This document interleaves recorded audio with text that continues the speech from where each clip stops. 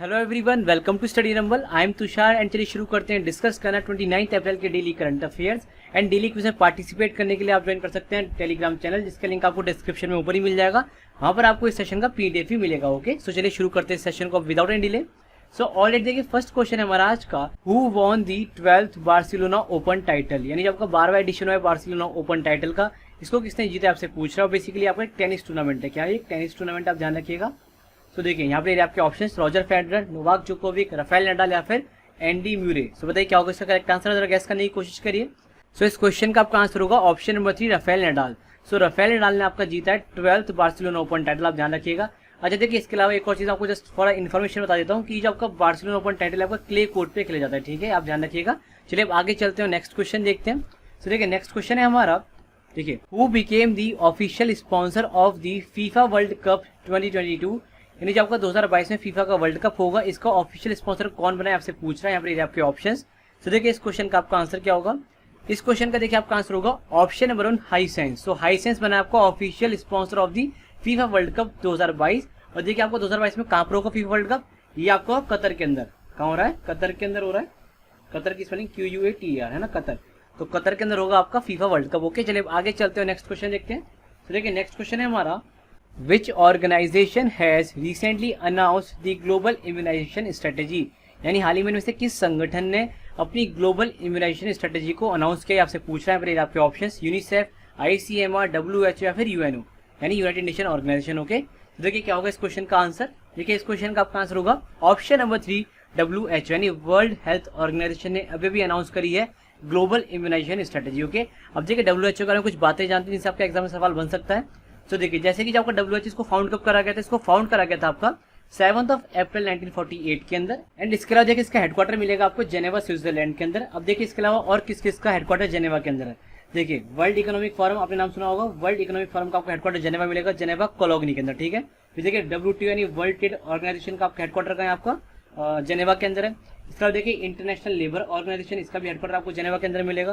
Then आपको world meteorological organisation, इसका भी हेडक्वार्टर जेनेवा के अंदर है। एंड विपो वर्ल्ड इंटेलेक्चुअल प्रॉपर्टी ऑर्गेनाइजेशन, इसका भी हेडक्वार्टर आपको मिलेगा जेनेवा के अंदर मिलेगा। सो देखिए कितने सारे ऑर्गेनाइजेशन का हेडक्वार्टर आपको जेनेवा के अंदर है। World economic forum, world trade organisation, then international labour organisation, then world meteorological organisation and विपो यानी world intellectual property organisation. Okay, चलिए अब आगे देखिए इसके हेड कौन, इसके हेड आपके टेड्रोस एडाहेनम। सो टेड्रोस एडाहेनम है इसके क्या अभी हेड, यानी डायरेक्टर जनरल है। इसके बाद देखिए जो टारगेट है इस इम्यूनाइजेशन के अंदर वो क्या है कि हमें 50 मिलियन लाइफ्स को बचाना है बाय 2030। ओके, चलिए आगे चलते हैं, नेक्स्ट क्वेश्चन देखते हैं।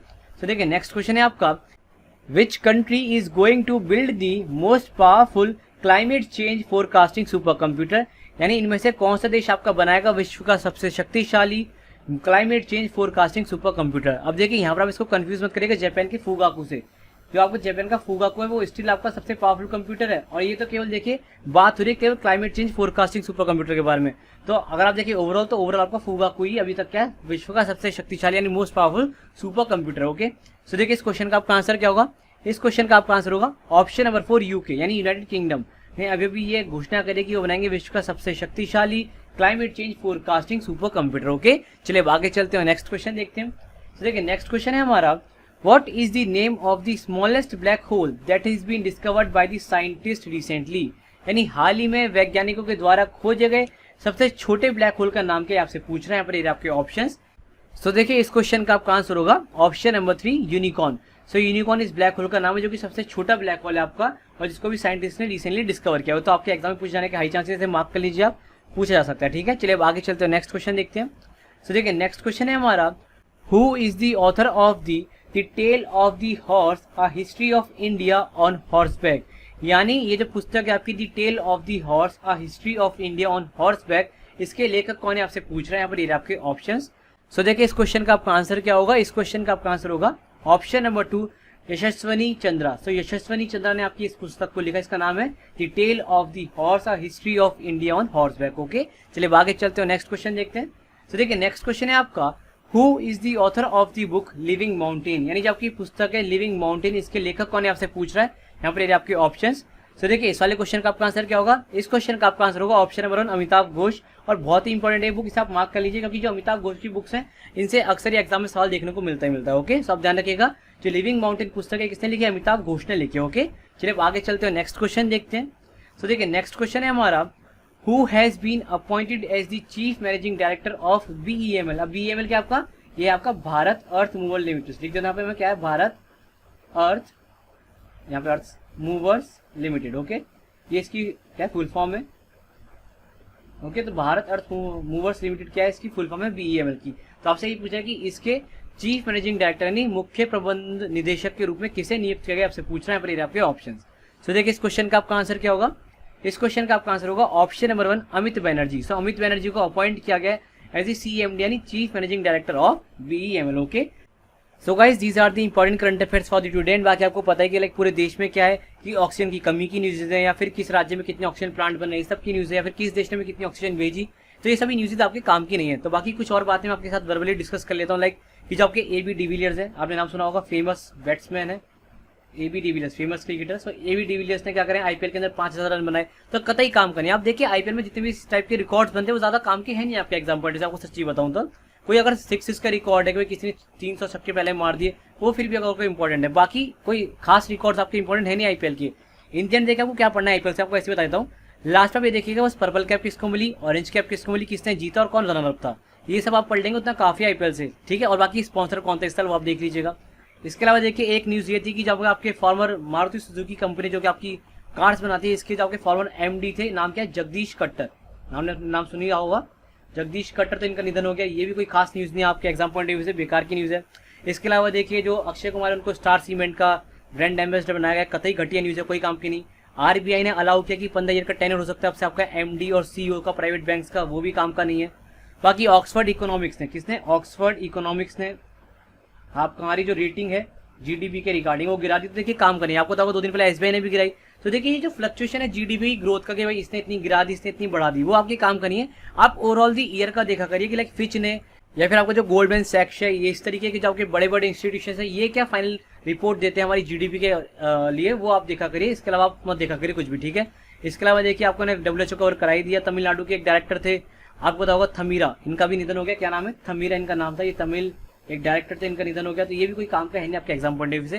देखिए काम का तब हो जाता जब इन्हें कोई लाइक बहुत बड़ा कोई पुरस्कार मिला होता, ठीक है। बाकी राजेश बिंदल को अपॉइंट किया गया था कैलकाटा हाई कोर्ट का चीफ जस्टिस, बिल्कुल काम का नहीं है। रविंद्र जडेजा को ब्रांड एम्बेसडर बनाया गया एसिक्स का, क्या नाम है, एसिक्स। तो एसिक्स का ब्रांड एम्बेसडर बनाया गया, ये भी कोई काम का नहीं है, ठीक है। तो ये भी सब बेकार की न्यूज़ है। तो बाकी चीज़ें देखिए मैंने आपके साथ वर्बली डिस्कस करी ली है, तो ये कोई खास काम की नहीं। बाकी अगर आपको नोट्स बनाते हैं आप रोज डेली बेसिस पे, तो चाहे तो लिख सकते हैं। बाकी मैं ये कहूँगा कि जो आपकी क्रिकेट की न्यूज़ है आप अवॉइड ही कर दीजिए, ठीक है। तो चलिए फटाफट चलते हैं अपने क्वेश्चन फॉर यू पे जो दिया गया था आपको कल करने के लिए। तो देखिए कल का क्वेश्चन फॉर यू था आपका, highest peak of Andaman and Nicobar island is, यानी आपकी अंडमान एंड निकोबार आइलैंड्स की हाईएस्ट पीक कौन सी आपसे पूछा गया था। यहाँ पर आपके ऑप्शंस। तो देखिए इस क्वेश्चन का आपका आंसर क्या होगा, इस क्वेश्चन का आपका आंसर होगा ऑप्शन नंबर 2 सैडल पीक। और ये जो क्वेश्चन था आपका सीजीएल का क्वेश्चन था, काफी इंपॉर्टेंट क्वेश्चन है ज्योग्राफी से, एंड काफी सारे बच्चों ने इसका करेक्टली आंसर भी किया था, जिसे देख के मुझे काफी खुशी भी होती है कि कुछ बच्चे ऐसे हैं जो रेगुलरली फॉलो करते हैं करंट अफेयर्स को होलिस्टिकली एंड रोज आंसर भी करते हैं क्वेश्चन फॉर यू का। तो देखिए मैं ये कहूंगा कि जो बच्चे इस तरीके से होलिस्टिकली फॉलो कर रहे हैं, चीजों को मान रहे हैं जो मैं बता रहा हूँ, तो आप बिलीव करिए मेरी बात का, आप और बच्चों से अच्छा कर रहे हैं। क्योंकि देखिए मैंने देखा है जनरली बच्चे क्या करते हैं, चीजों को फॉलो नहीं करते हैं, उसमें एक रेगुलरिटी नहीं ला पाते। बट मैं देख रहा हूँ कुछ बच्चे रेगुलर बेसिस पे डेली आंसर करते हैं, डेली करंट अफेयर्स को देखते हैं। एक आध दिन मिस हो जाए तो कहता नहीं, बट रोज वो उनके मुझे आंसर देखने को मिलते हैं। तो मैं दावा करना कि अगर वो बच्चे और सब्जेक्ट्स में भी इसी तरीके से एक रेगुलर वे में उनको फॉलो कर रहे हैं, उनके नोट्स बनाते हैं, या फिर उनकी लाइक मैथ्स की प्रैक्टिस कर रहे हैं, जो भी चीज़ है अगर वो रेगुलर बेसिस पे कर रहे हैं, तो believe you guys you are not far away from your selection. Okay, so चलिए देखते हैं अब आज का क्वेश्चन क्या आप लोगों के लिए। मैं उम्मीद करूँगा आप आज के क्वेश्चन का भी इस तरीके से आंसर करेंगे। सो देखिए आज का क्वेश्चन फॉर यू आप लोगों के लिए, which channel separates Andaman and Nicobar islands. और देखिए ये जो क्वेश्चन था आपका दिल्ली हाई कोर्ट में आ गया था, यानी जो दिल्ली हाई कोर्ट में आपका जेजे का एग्जाम होता है उसमें पूछा गया था। देखिए यहाँ पर आपके ऑप्शन 11 डिग्री, 8 डिग्री, 9 डिग्री या फिर 10 डिग्री। सो इन चारों ऑप्शन में से एक करेक्ट आंसर चूज करके आप लिखिए कमेंट सेक्शन के अंदर, एंड मैं उम्मीद कर रहा हूँ कि आप सभी इसका करेक्टली आंसर करेंगे। चलिए मिलते हैं अगले सेक्शन में, तब तक के लिए आप इस तरह से पढ़ते रहिए, नोट्स बनाते रहिए, एंड देखिए सेफ रहिए, घरों में रहिए। Okay, bye bye.